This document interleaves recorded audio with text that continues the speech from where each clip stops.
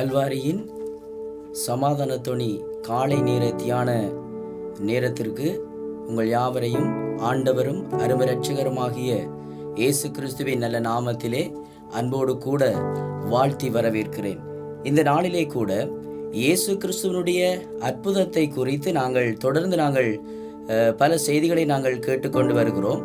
இந்த நாளிலே கூட இயேசு கிறிஸ்து அங்கே 38 வருஷம் வியாதியாய் இருந்த ஒரு மனிதனை குணமாக்கினார், அற்புதம் செய்தார் என்ற அந்த சம்பவத்தை இன்றைக்கு உங்களோடு பேச இருக்கிறேன். யோவான் 5ஆம் அதிகாரத்திலே 1வது வசனத்திலிருந்து 9வது வசனம் வரை நாங்கள் பார்க்கிற நேரத்திலே இங்கே 38 வருஷம் வியாதி கொண்டிருந்த ஒரு மனிதனை இயேசு கிறிஸ்து தேடி வந்தார் என்பதாக அந்த அதிகாரத்திலே நாங்கள் கவனிக்கக்கூடியதாக இருக்கிறது. எருசலேமிலே அங்கே ஆட்டு வாசல் என்று சொல்லப்படுகிறதான இடத்திலே பெதஸ்தா அங்கே குளம் ஒன்று இருந்ததென்றும் அங்கே 5 மண்டபங்கள் இருந்தது.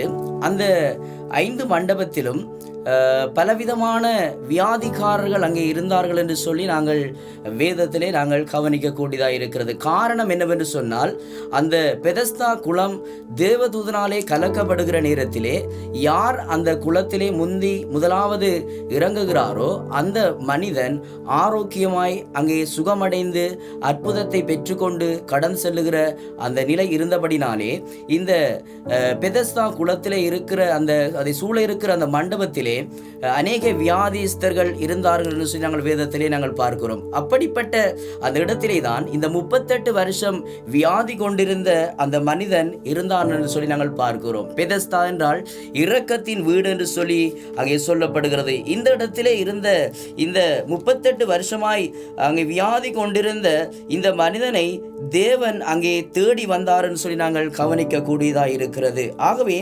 ஆண்டவர் அந்த மனிதனுடைய நிலையை ஆண்டவர் அறிந்திருந்ததை நாங்கள் வேதத்திலே பார்க்கிறோம். ஒரு மனிதர் வாழ்விலே வியாதிப்பட்டு இருப்பதென்பது மிக ஒரு வேதனைக்குரிய ஒரு காரியமாய் இருக்கிறது. 1 வருஷம் 2 வருஷங்கள் அல்ல, 38 வருஷமாய் இந்த மனிதனுடைய அந்த நிலை மிகவும் ஒரு கைவிடப்பட்ட நிலை, இல்லாவிட்டால் வியாதி நிமித்தம் வேதனைப்படுகிற நிலை, தனக்கு உதவி செய்வதற்கு யாரும் இல்லை என்ற அந்த நிலை இந்த மனிதனுக்குள்ளே அங்கே இருந்ததை நாங்கள் கவனிக்கக்கூடியதாக இருக்கிறது. இயேசு கிறிஸ்து இந்த மனிதனிடத்திலே வந்து அங்கே கேட்கிற பொழுது 5ஆம் அதிகாரத்திலே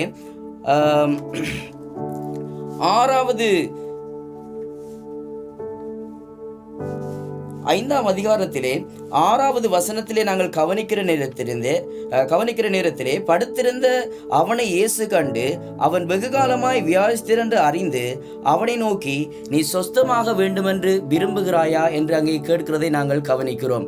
ஏனென்று சொன்னால், இயேசு கிறிஸ்து இந்த மனிதனை அங்கே தேடி வந்தார். இந்த மனிதனுக்குரிய விடுதலை அங்கே அவர் கொடுக்கும்படியாய் கடந்து வந்தார் என்பதை நாங்கள் அங்கே கவனிக்கக்கூடியதாக இருக்கிறது. ஆகவே இந்த மனிதனுடைய வாழ்க்கையிலே பெரும்பாலான காலப்பகுதிகளை அந்த வியாதி நிமித்தமாக அந்த இடத்திலே அவன் கழித்ததை நாங்கள் அங்கே காணக்கூடியதாக இருக்கிறது. ஆகவே இப்படிப்பட்ட நிலையிலே ஒரு வியாதியஸ்தன் இருந்தால் அவன் சோர்வடைந்து தன்னுடைய நம்பிக்கை இழந்த ஒரு நிலையிலே காணப்படக்கூடிய சந்தர்ப்பங்கள் இருக்கிறது என்பதை நாங்கள் அங்கே அறிந்த ஒரு காரியமாய் இருக்கிறது. இப்படிப்பட்ட நிலையிலே இன்றைக்கும் கூட பல மனிதர்கள் தங்களுடைய வியாதி நிமித்தமாக வைத்தியராலே கைவிடப்பட்ட நிலையிலே தங்களுடைய நிலை எப்போ என்ன நடக்கும் என்ற சூழ்நிலையிலே இருக்கிற மனிதர்கள் அங்கே இருக்கிறார்கள். அவர்களுக்குரிய ஒரு நம்பிக்கைக்குரிய வார்த்தையை நான் விரும்புகிறேன். நம்முடைய ஆண்டவராகிய இயேசு கிறிஸ்து அவர் அற்புதங்களை செய்கிற தெய்வம். அவர் இன்றைக்கும் அற்புதங்களை செய்கிறவராய் இருக்கிறார். அவருடைய வல்லமை இன்றைக்கும் குறைந்து போகவில்லை. யாரெல்லாம் தங்களுடைய வியாதிகள் நிமித்தம், தங்களுடைய எதிர்பார்ப்பு நிமித்தம் ஆண்டவரிலே நம்பிக்கை வைத்து என் ஆண்டவர் எனக்கு சுகத்தை தருவார் என்ற அந்த நிலையோடு கூட யாரெல்லாம் அங்கே கேட்கிறார்களோ அவர்களுக்குரிய அற்புதமான சுகத்தை கொடுக்க இன்றைக்கு நம்முடைய ஆண்டவராய் இயேசு கிறிஸ்து அங்கே ஆயத்தமுள்ளவராய் இருக்கிறார். இன்றைக்கு பலர் இப்படிப்பட்ட வியாதியின் அந்த நிலையினாலே பலர் சோர்ந்து போய் நம்பிக்கையற்ற நிலையில இருக்கிற உங்களுக்கு சொல்லக்கூடிய ஒரு நல்ல வார்த்தை தான், இயேசு இன்றைக்கும் அற்புதத்தை செய்கிறவராய் இருக்கிறார். அவராலே செய்யக்கூடாத அதிசயமான காரியம் ஒன்றுமில்லை. அவராலே எல்லாம் கூடும் என்று சொல்லி அங்கே வேதம் நமக்கு அழகாய் தெளிவாய் சொல்லுகிறதை நாம் கவனிக்கக்கூடியதாக இருக்கிறது. ஆகவே இந்த 38 வருஷம் வியாதி கொண்டிருந்த இந்த மனிதன் தன்னுடைய வாழ்நாட்களிலே 38 வருஷமாய் அந்த வியாதியின் அந்த காலங்களிலே இருந்த அந்த மனிதனுடைய வாழ்விலே விடுதலை கொடுக்கும்படியாய், அற்புதம் செய்யும்படியாய் ஆண்டவராக இயேசு கிறிஸ்து அங்கே தேடி வந்து அந்த மனிதனை பார்த்து கேட்கிறார், நீ சொஸ்தமாக வேண்டும் என்று விரும்புகிறாயா என்று சொல்லி. அப்பொழுது அந்த மனிதன், நான் சொஸ்தமாக வேண்டும் என்று நான் விரும்புகிறேன், அதற்குரிய அவன் காரணத்தை அங்கே சொல்லுகிறதை நாங்கள் அடுத்த வசனங்களிலே 7வது வசனங்களிலே 8வது வசனங்களிலே நாங்கள் கவனிக்கிற பொழுது நாங்கள் பார்க்கக்கூடியதாக இருக்கிறது. அவன் சொல்லுகிறான், இந்த குளத்தை கலக்குகிற பொழுது என்னை கொண்டு போய் எனக்கு உதவி செய்வதற்கு யாரும் இல்லை, எனக்கு அந்த அதில் முதலாவது ரங்குவதற்கு உதவி செய்வதற்கு யாரும் இல்லை என்று அந்த நிலையை அவன் தெரியப்படுத்துகிறதை நாங்கள் கவனிக்கக்கூடியதாக இருக்கிறது. அப்பொழுது ஆண்டவராக இயேசு கிறிஸ்து அந்த மனிதனை பார்த்து சொல்லுகிறார் 8வது வசனத்திலே, இயேசு அவனை நோக்கி, எழுந்திரு, உன் படுக்கையை எடுத்துக்கொண்டு நட என்று அங்கே சொல்லுகிறதை நாங்கள் கவனிக்கக்கூடியதாக இருக்கிறது. ஆகவே அந்த வார்த்தை அவன் கேட்ட பொழுது அங்கே அற்புதம் அடைந்தவனாக இந்த மனிதன் அங்கே கடந்து போனதை நாங்கள் கவனிக்கக்கூடியதாக இருக்கிறது. ஆகவே பிரியமானவர்களே, இயேசு இந்த பூமியிலே வாழ்ந்த நாட்களிலே பல நிலைகளிலே இருந்த மனிதர்களை ஆண்டவர் சுகப்படுத்தினார். அந்த நிலைகளிலே, அதாவது பலவிதமான வியாதிகளோடு இருந்த மனிதர்களை ஆண்டவர் விடுதலை கொடுத்து அற்புதத்தை செய்தார் என்று நாங்கள் பார்க்கிறோம். குஷ்டரோகியாய் இருந்த மனிதனுக்கு ஆண்டவர் சுகத்தை கொடுத்தார், அற்புதம் செய்தார். பார்க்க முடியாத மனிதர்களுக்கு ஆண்டவர் பார்வையை கொடுத்தார். எழுந்து நடக்க முடியாதவர்களை ஆண்டவர் எழுந்து நடக்க பண்ணினார். அன்றைக்கு உள்ள ஆண்டவர் தான் இன்றைக்கும் எங்கள் மத்தியிலே இருக்கிறார். ஆகவே இந்த செய்தியை பார்த்து கொண்டிருக்கிற உங்களுக்கு சொல்லக்கூடிய ஒரு நம்பிக்கைக்குரிய காரியம், எந்த நிலையிலே நீங்கள் ஒரு அற்புதம் வேண்டும் என்று சொல்லி அங்கே எதிர்பார்த்து இருக்கிறீர்களோ, எந்த நிலையிலே அதாவது உங்கள் வாழ்க்கையின் சூழ்நிலைகளை நம்பிக்கையற்ற ஒரு நிலையிலே காணப்படுகிறீர்களோ, உங்களுக்குரிய ஒரு நம்பிக்கைக்குரிய வார்த்தை தான் இயேசு கிறிஸ்து இன்றைக்கும் அற்புதங்களை செய்ய அவர் வல்லமுள்ளவராக இருக்கிறார். நீங்கள் முழுமையான நம்பிக்கையோடு, முழுமையான விசுவாசத்தோடு நீங்கள் ஆண்டவரிடத்திலே கேட்கிற அந்த காரியங்களிலே ஆண்டவர் உங்களுடைய வாழ்க்கையிலே அவர் அற்புதங்களை செய்ய அவர் ஆயத்தமுள்ளவராய் இருக்கிறார். ஆகவே பிரியமானவர்களே, இயேசு கிறிஸ்து அந்த 38 வருஷமாய் வியாதி கொண்டிருந்த அந்த மனிதனை தேடி வந்து ஆண்டவர் சுகத்தை கொடுத்தார்.